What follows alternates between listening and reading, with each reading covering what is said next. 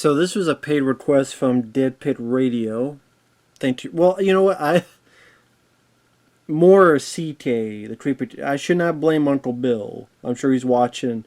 You telling me this ain't my fault? It was CK from Deadpit. Thank you so much, sir, for the paid request. For anyone that wants to request any type of videos, topic review, re-review, video game let's play, let's try, commentary, reaction, PayPal is usually the best bet, or join my Patreon. Links are down in the info box over there or there, wherever it's at this week on YouTube.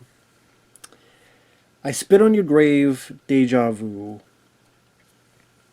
Now, I had an inkling of how bad this film was, because I know Deadpit Radio, great guys, they hated the hell out of this movie. Now, I don't even like the first one. I'll be honest. I'm not usually a fan of those type of movies.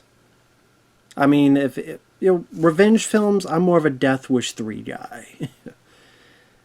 I Spit on Your Grave, great. It's better than this movie in terms of filmmaking, but it's just not my kind of movie to see, oh, this person gets assaulted for, 30 minutes again and again and again. I'm like, well,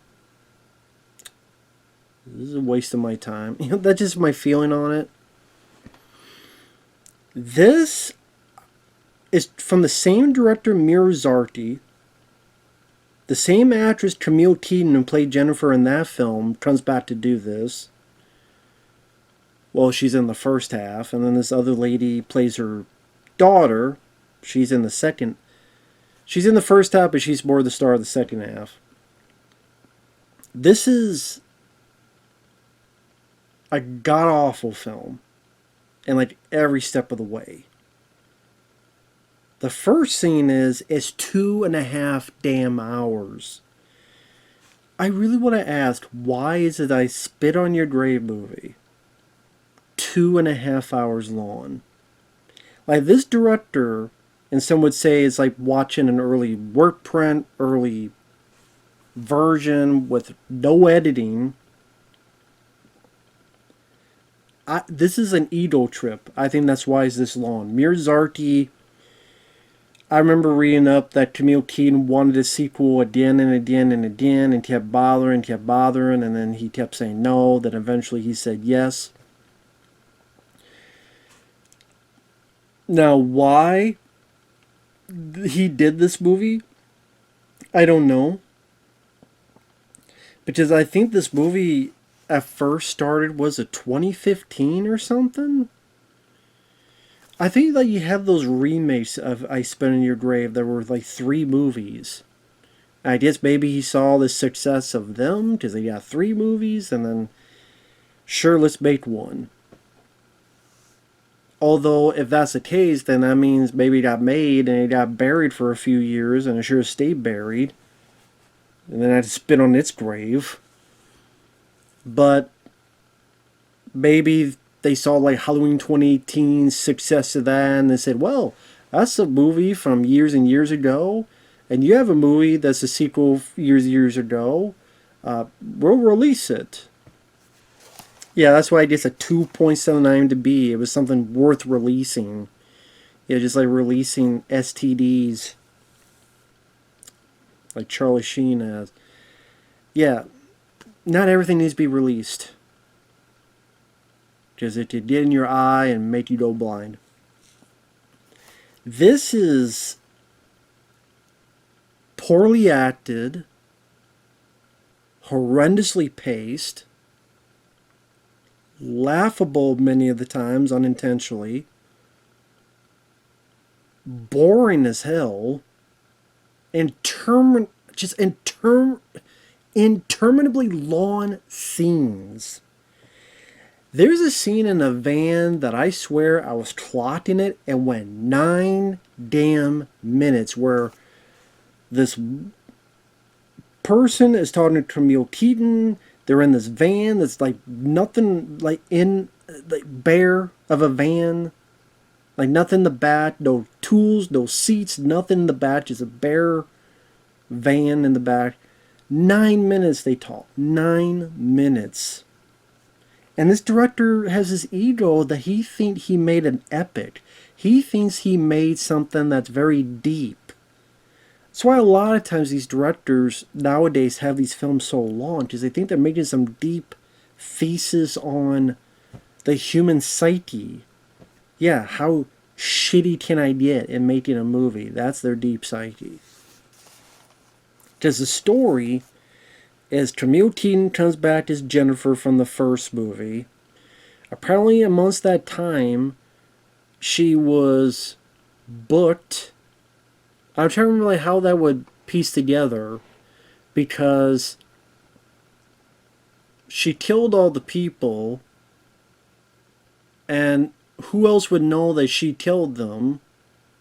Because no one knew that those guys assaulted her, except her. And then she killed all the witnesses, which were the 4 guys.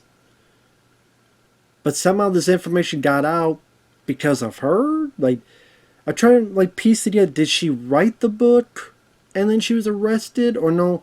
Did she turn herself in? If someone else turned him in, who? And then even then, be like, "You sure you want to do that? I don't know who these people are. I didn't do nothing." Like, and the people, if they found the dead bodies, how the hell they don't know it was Camille Keaton? Like, anyway, she gets found not guilty. She wrote a book. I spit on their graves, or do whatever.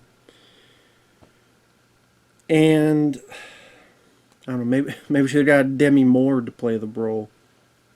Do the movie and do a movie of a spit on your grave with Demi Moore in that sense.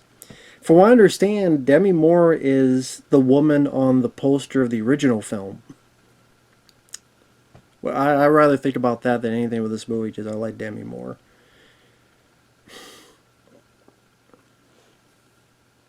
I love how the director at one point puts in text on screen an ancient Chinese proverb that the guy gets wrong. I forget what it said, but what he meant to type was, "He who seeks vengeance digs 2 graves." That is not what he wrote, though, in the text. And I'm damn skippy that the part of "and spit on one of them," I highly doubt that's an ancient Chinese proverb, buddy. So you get the first part wrong. It's supposed to be "he who seeks vengeance digs 2 graves," but again, the guy got that wrong. And again, I don't think there's a Chinese proverb that says you gotta spit on a grave. Hey, maybe I'm wrong. But hey, this director just baits up whatever the hell he wants to do. And so Camille Keaton has a daughter, and like I said, the acting by everybody is bad. The daughter character, okay, she's acting better than Camille Keaton, because Camille Keaton's like sadly one of the worst actresses in the movie. But it's still not saying much. And they have this dinner scene that just, there's no life to it. There's no life to the... It's also cheap looking. Like, it's a cheap looking camera cinematography they used. Even the text they use for the titles, they feel like PowerPoint presentation or something that'll put on Windows Movie Maker or this VSDC video editor I have for free that you just put on there in the most basic font. And they just talk about, "Honey, you need to, do this and do that and not be, oh, I'm tired of being a model. But honey, you're the most famous and highest paid model in the whole world." Because the dialogue is so crappy, instead of letting us know that by showing this lady on a runway and magazines, show, no, we gotta tell you, "Oh, you, the smartest person who went to high school and got an A plus, and then you went to here, you went to college and you did." Okay, stop. This is why it's 2.5 hours long, because you're talking like this. I'm on other shit.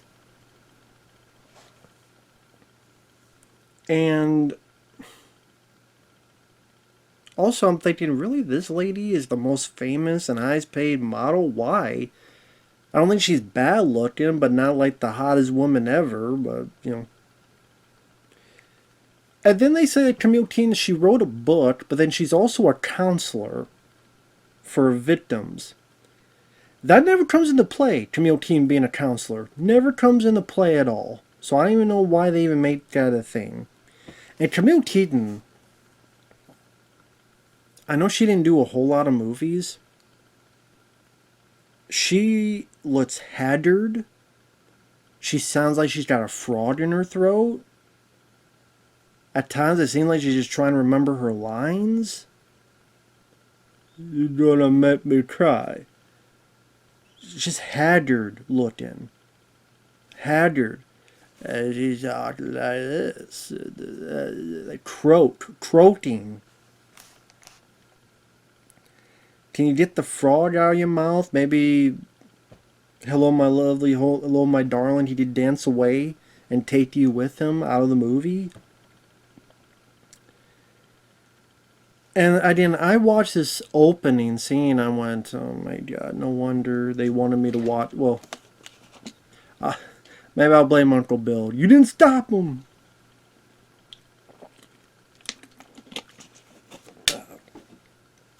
Jeez.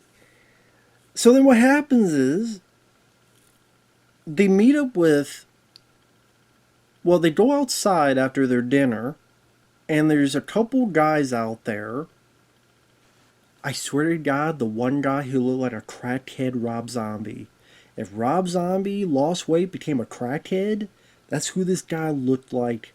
I swear to God. And even, well, I guess if he did a lot of crack, maybe this is how Rob. Now I know what Rob Zombie would look like if he did a lot of crack, cocaine crack.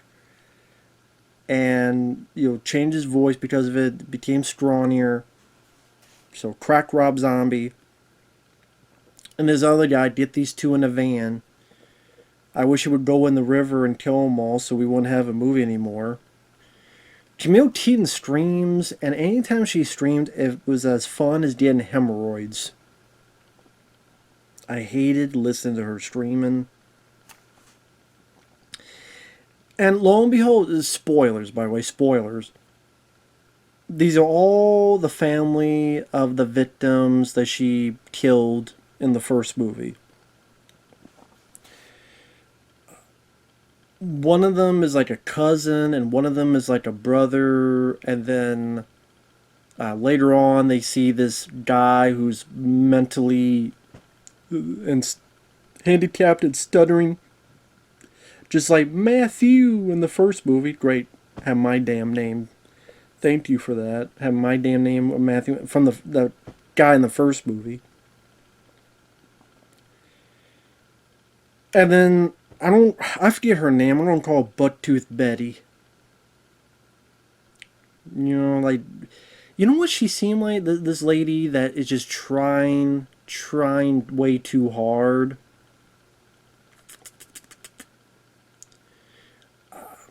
Damn bunny. She would seem like a female Wings Hauser. That's what she seemed like, a female Wings Hauser. And I like Wings Hauser, but this is like a bad, like, female Wings Hauser. Which she probably did the crack cocaine the other crack Rob Zombie did.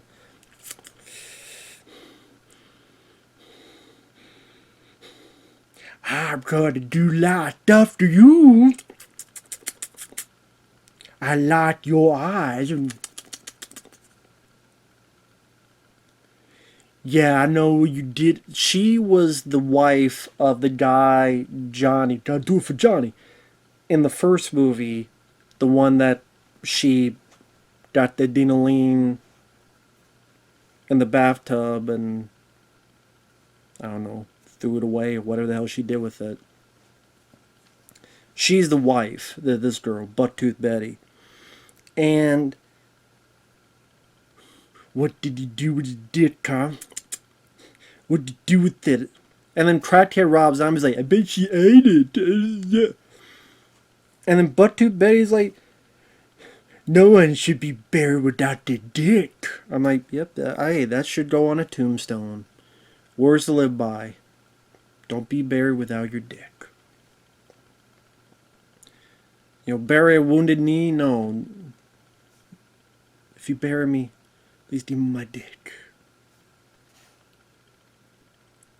Which is weird because, remember, this was 40 years. It's been 40 years. Because the first one was 1978. This is, 2019 it came out.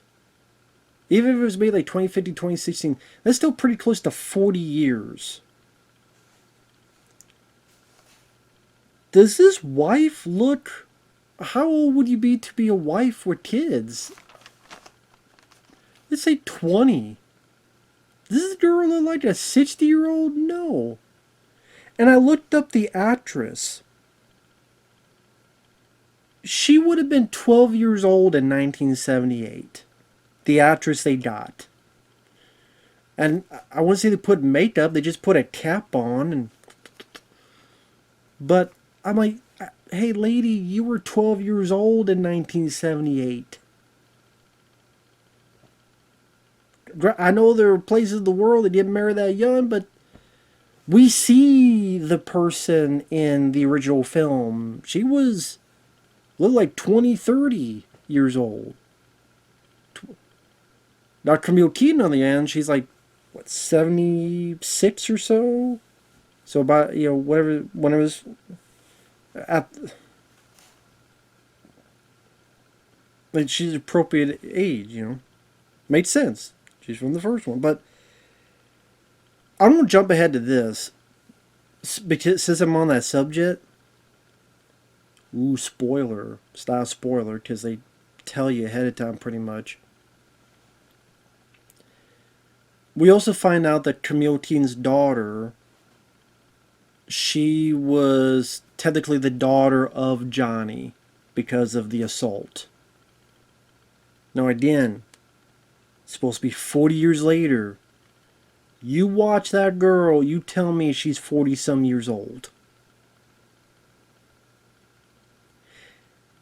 So you have a daughter that seems like that looks 20, probably is 20, but she's supposed to be 40 some. And then you have a lady that looks 40 some, but she's supposed to be 60, 70 some.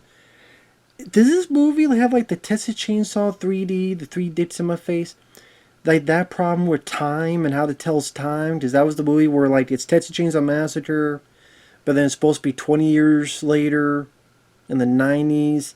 But then we have phones that look like from a decade later, where literally a guy's going around with his phone like this. If you don't care, why the hell is the audience supposed to care? If you care that little about your movie, my God, man. It's so stupid and asinine and boring.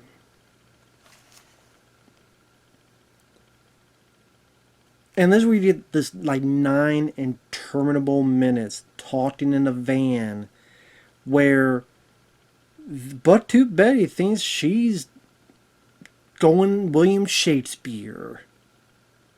Even Shakespeare would say this sucks.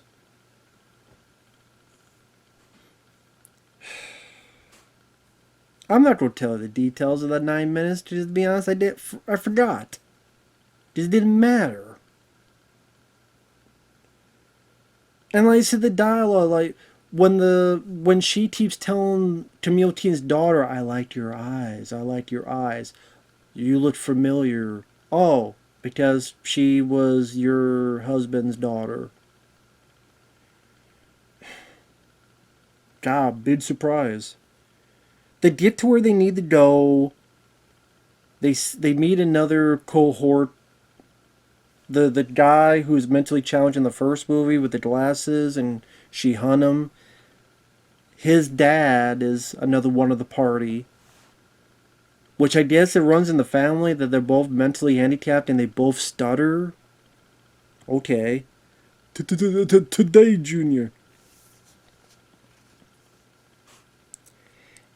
And that was annoying. That was irritating. The guy looked like a reject Michael Berryman. Why is it like we got a butt-tooth Betty, we got a crackhead Rob Zombie, we got a reject Michael Berryman, we got a reject Camille Keaton, but Sally is a real Camille Keaton, but she looked like a reject, and she sounded like a reject, and haggard.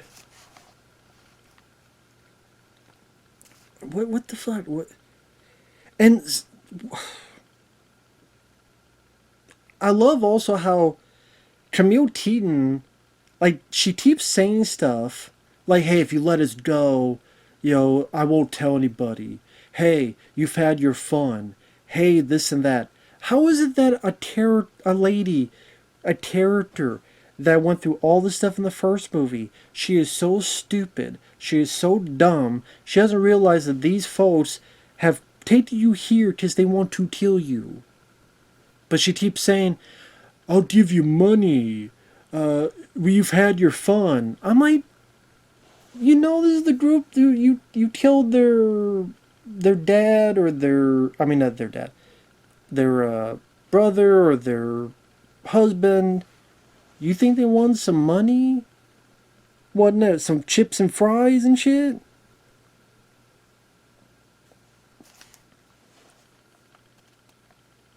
And then there's a point where someone's got a gun, and then somehow Camille hits and gets the gun. Now she gets the gun on them.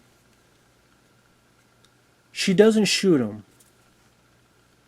You can't give me, well, she doesn't know how to kill. She killed 4 people 40 years ago. I think she would know how to kill. Especially when she knows her daughter's in danger. Now you say, well, they need to tell her, she needs them alive to get the information of where her daughter's at. Because the guy drove off in the van with... But she doesn't even do that. She just doesn't shoot him in the knees. Yes, 3 people here. 6 bullets. Knee. 6, there you go. They're not going to be going too far without kneecaps. Kneecap their ass. But no, she doesn't shoot at all. At least them. And then she can barely move. Like, she skedaddles. She goes to the woods. She trips. They kept it in the movie. There's a shot like she's going through the woods and she's like... she can barely move.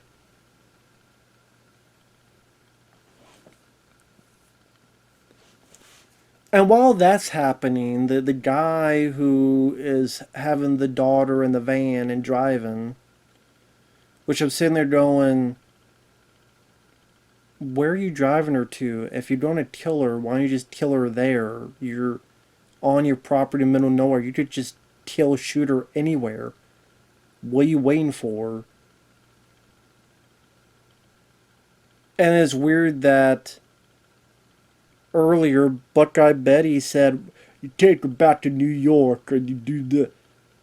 Why would you tell her? Why would you tell him you take her back to New York? Why? I mean, she wanted to lie. Well, I mean, why would you care? You willing to tell the truth on everything else of what you want to do. It's not like you were trying to lie to Camille Keaton. Actually, I want to do this and that. No. You straight up said what you want to do to Camille Keaton. Straight up said what you don't want to do all this all the time. Why would you take the one time to say, yeah, take her to New York? So I honestly thought that's what they were doing, was take her to New York. Then the one guy in the van said, the girl said, you don't kill me, are you? And the guy's like, yeah. So why don't you just kill her now? Because everybody's stupid in the movie. So then what happens is,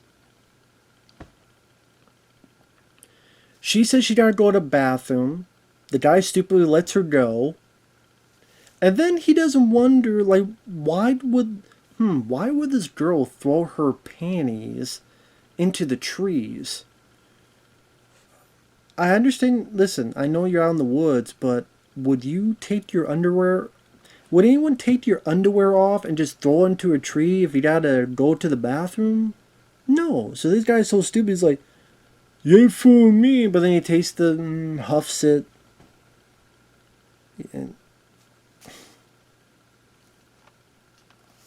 Because I guess where he's from, yeah, people just take their whole clothes off to go to the bathroom.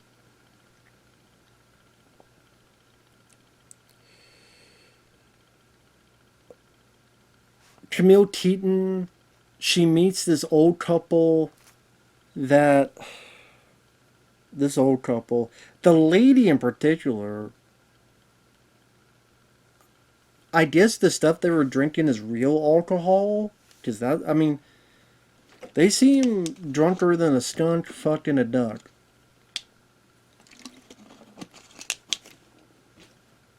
They did was another skunk. I don't even know how to describe those performances. The old lady is like I almost enjoyed it in a laughable, almost Eric Freeman level. Like, hey, I'm so drunk. I don't know you want to do this. The guy who she was with just sucked. But the lady is just. I almost enjoyed her for how crappy she was. And Camille Keaton hides in the grave while Bug-Eyed Betty, looking like D-Day from Animal House, that's what she didn't. She dressed like D-Day from Animal House is on her four-wheeler. I'm like, Camille Keaton, what happened to your gun? Just go up and shoot her with your gun. What do you do with the gun? I don't remember what the hell she did with the gun. And of all the places you could go, find a car and drive. You tell me there's no cars you can find and drive? She goes up and knocks on a church that's locked, and Bug-Eyed Betty grabs her. And then, again, looking like a female Wienshauser. Yeah! And then kills Camille Keaton and cuts her head off. So let me stop for a minute, because it's going to be a longer review. This is a 2.5 hour movie. Imagine if you're a fan of I Spit on Your Grave. Again, I'm not even a fan, so that's why it didn't make me mad, because I don't even like the first movie. But if you're a fan of the first movie, and if you at all liked Camille Keaton's character Jennifer, and if you're at all one of those folks that looked at it as some kind of feminist movie, or it made her like a strong character because she went after these guys and took revenge, and you know, all the theses that people will put into I Spit on Your Grave, wouldn't this be like the biggest slap in the face that Camille Keaton her character, Jennifer, became a useless, worthless, weakling, waste of space that could barely move, doesn't shoot when she's supposed to, does every dumb decision, easily gets caught, and easily gets killed. It's not like some big massive guy grabs her, it's this girl. You think like pull her head and flip her or something? No. And then she dies and gets killed and decapitated. Yeah, again, like, what is the thinking behind that? Meir Zarchi, you'll never see this damn video. What's the thinking behind that? Can you explain that to me? Explain that to me, dude, please. I don't understand. Wouldn't that be like, if people looked at that as, I'm not going, there are people out there that look at it as like a feminist icon thing. I kid you not, there are. What would they think of this movie? Like, insulting? Irritating? That idea, that scene is like... And it was badly done with bad acting and bad everything. And I think I know what... My guess what Meir Zarchi did was... I'm going to do two things. I'm going to end Jennifer's story, which, what a way to end her story. She gets taken, made fun of, hunted, killed, made to be useless, pointless, worthless of a character that did nothing, didn't fight back, was completely stupid. But it's like, okay, I'm going to do a sequel to I Spit on Your Grave, and that's the sequel, which would be like a god-awful sequel to begin with. But I'm also going to remake the first movie. So it is one of those sequels that's also a remake. Just the movie's so damn long. Like, by the time they killed Camille Keaton, I'm sitting there going, how much is left of this movie?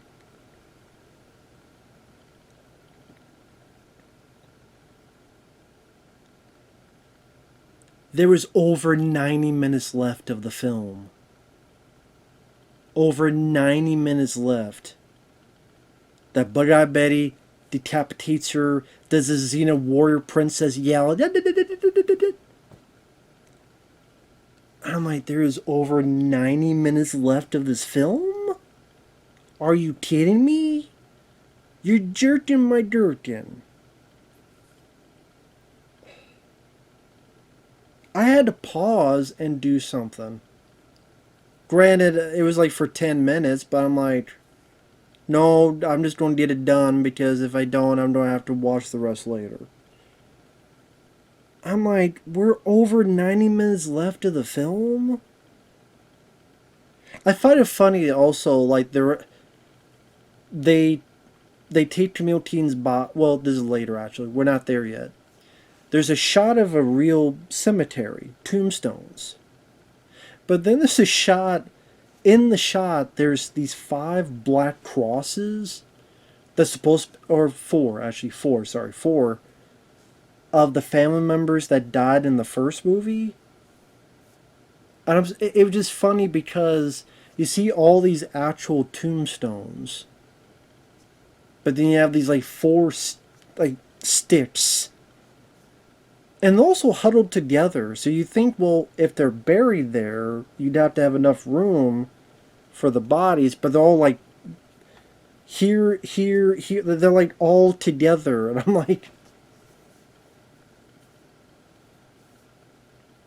but all these real tombstones, and then here's like sticks that look like, I don't know, the Blair Witch made them and got bored and just left them and said, you fuck with it.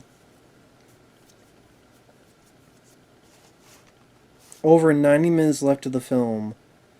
And the rest is a bad remake of I Spit in Your Grave. That's what it means. Like, the first hour is going to be a sequel to I Spit in Your Grave. And the second half, it's a sequel, but it's one of those sequels that's a remake. Just like Star Wars The Force Awakens. Just like Jurassic World. I want to say Halloween 2018 is not a remake of the first one, but it's just, again, old ground we're covering. And that's what it is. It just plays, the next 90 minutes plays off as a remake of I Spit in Your Grave. 4 people attack this woman, assault her.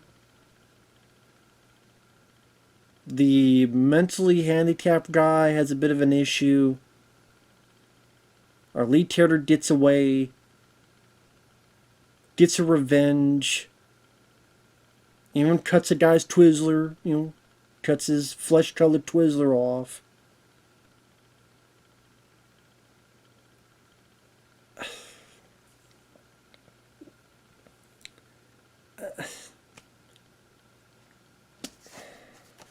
I'm just going. Oh, but I love how, I guess they looked at the title, I Spit on Your Grave, so they said, we gotta make sure we actually have people spit on a grave. Because at one point our bad guys, they take Camille Keaton's body, they wrap it up, and they put it in a makeshift grave, and they just keep spitting in it. Which again, great for people who liked the first one and looked at it as a feminist movie. I'm like, here's your feminist movie. That's what Meir Zarchi really thinks. Second off, like you literally said, well, we didn't have anyone spitting in a grave in the first movie. Make sure multiple times they spit in the grave. You get it? I spit in your grave. You spit in the grave. Meir Zarchi fucking sucks as a director. I don't care. Joe Bob Briggs, I love you, man.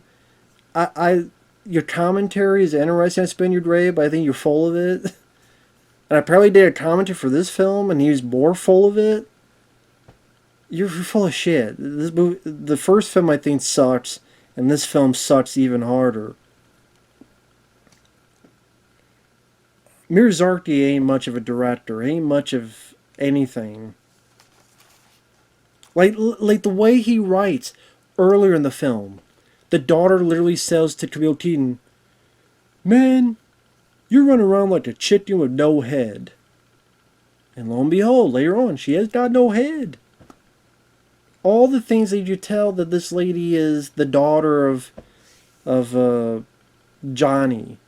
I love your eyes. You look familiar. Oh, whoa, big surprise. Here with the spit on your grave. Let's literally spit on the grave.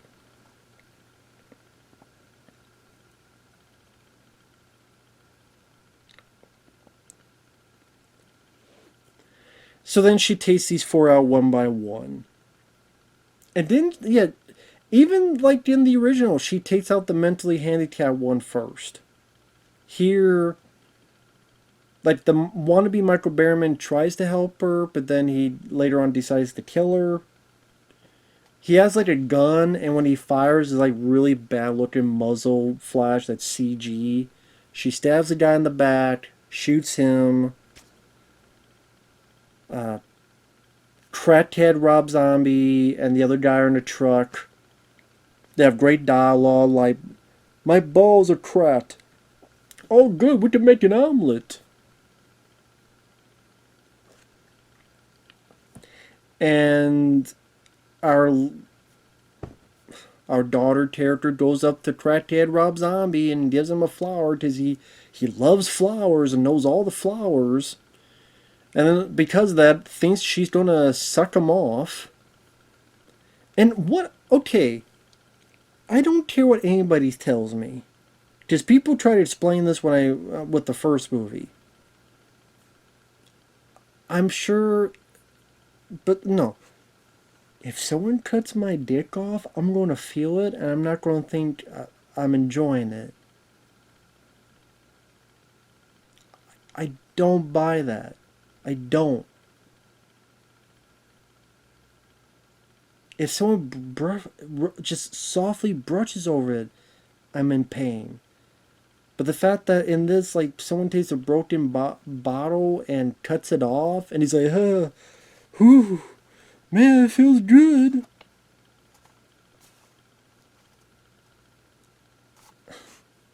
Your dick's on the ground, you got cut, you're bleeding. And you don't notice the bleeding. I'm sure someone's going to have a medical explanation for that. Whatever. I'm just saying that maybe my nerves are just much more tingly than others that I would notice if if someone got the broken bottle on my testicles. Well, or, my Twizzler. I love, like, the second guy comes out and has a knife. She has a gun. And he's like, shoots him. This is what I'm talking about. She tells the guy, "I don't resort to trickery. I just shoot people in the balls. I just go for the balls," and she shoots the guy in the balls. But she says, "I don't resort to trickery." When she just resorted to trickery. Like, 5 minutes ago, no, 2 minutes ago, you tricked this guy because he's crackhead by giving him a flower and pretending you're going to suck him off. And then you got the bottle and... So you resorted to trickery. Now you're telling the other guy, "I don't resort to trickery." Which is it? I don't resort to trickery if you ignore the trickery I just did a minute or two ago to your friend. I tricked him, but I don't resort to trickery. This director's an idiot. This director doesn't know what the hell he's... Because he wrote the film, too. He doesn't know what the hell he's doing. No wonder he didn't direct much. Because he sucks. What all did he do? Meir Zarchi. Let me look. Meir Zarchi. What all did you do? Sucker. I spit in your grave. Don't mess with my sister. Is that your producer? As in, he got paid for the remakes, and the 2 sequels. So he did 3 films, and I thought 2 of them sucked because I didn't see Don't Mess With My Sister. Maybe he shouldn't mess with his sister, so he could not do films like this. I don't know. I also like the fact that she gets the guy on the ground because he shot him in the balls, puts the gun in his butt, shoots, but somehow the bullet goes up and through his head. Because the guy's on the ground, she puts it there, but somehow it goes out here. I guess there's a lot of ricocheting in the guy's anal cavity.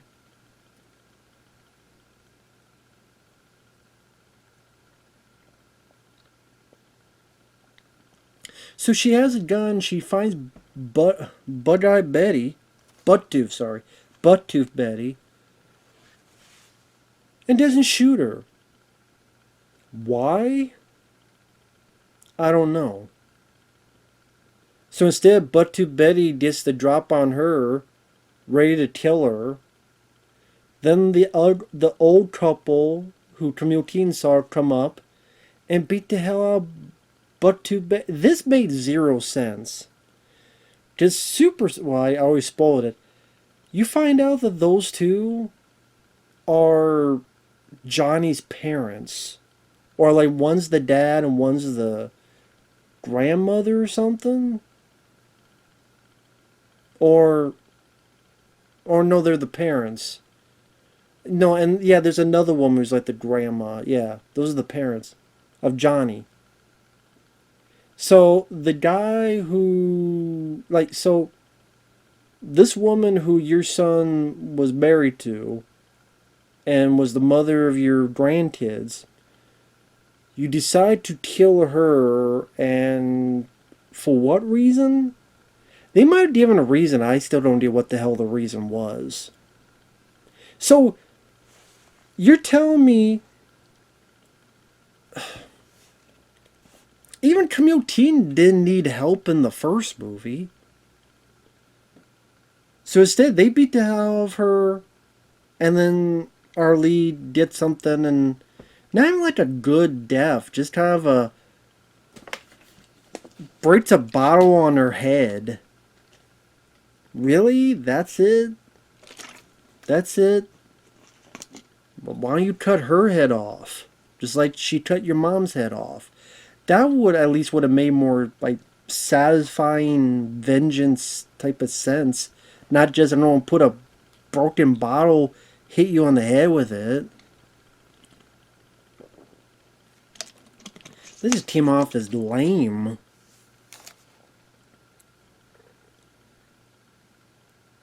And then, like, the 4 are dead.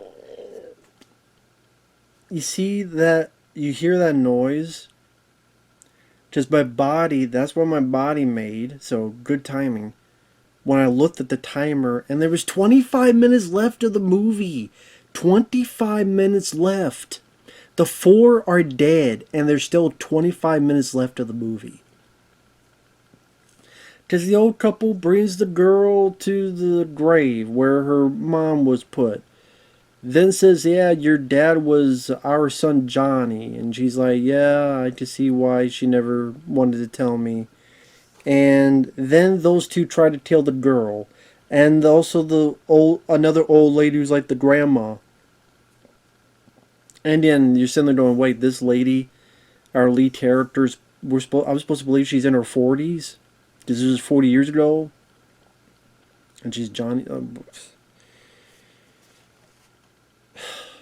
So they beat her up and they put her in the grave. And then she gets back up. and she kills each one of these people in very lazy ways with terrible acting.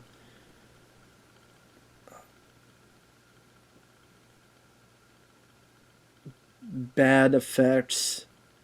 Kills the two ladies. Threatens the guy. Makes him help her put the body of Camille Keaton into this truck. And this guy's like a religious guy, and he's like, I can't live without my woman, my wife.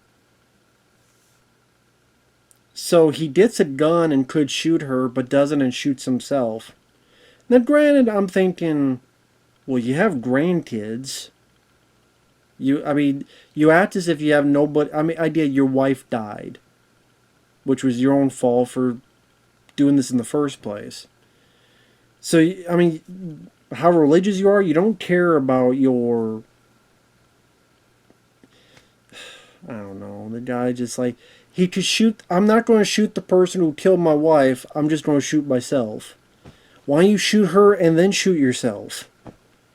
I don't shoot the person that killed my wife and then I want to shoot myself. Why didn't he do that? I don't think it was established there's only one bullet left. Because it wasn't like a 6-shooter, I don't think, or anything. At least I don't think. So he's like, you got the gun.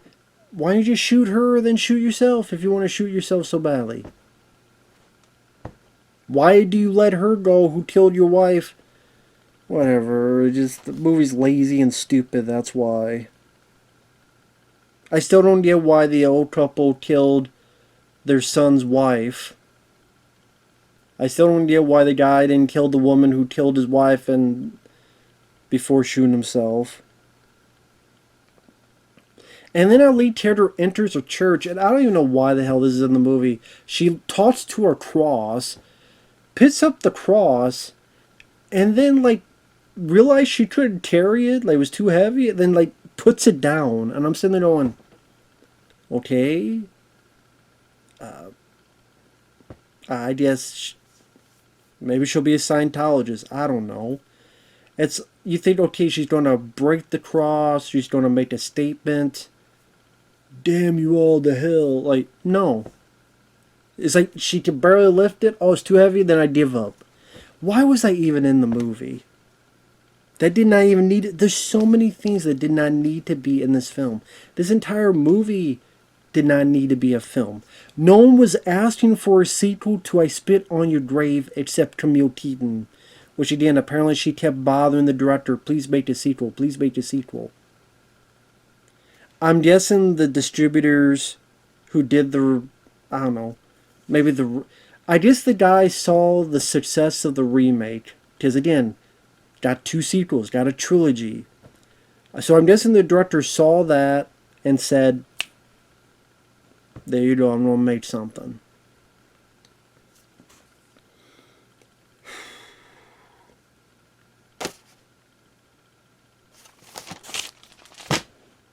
Can't believe it's 48-minute video. I could be streaming and cursing and doing... But, I've seen a lot of bad films. But...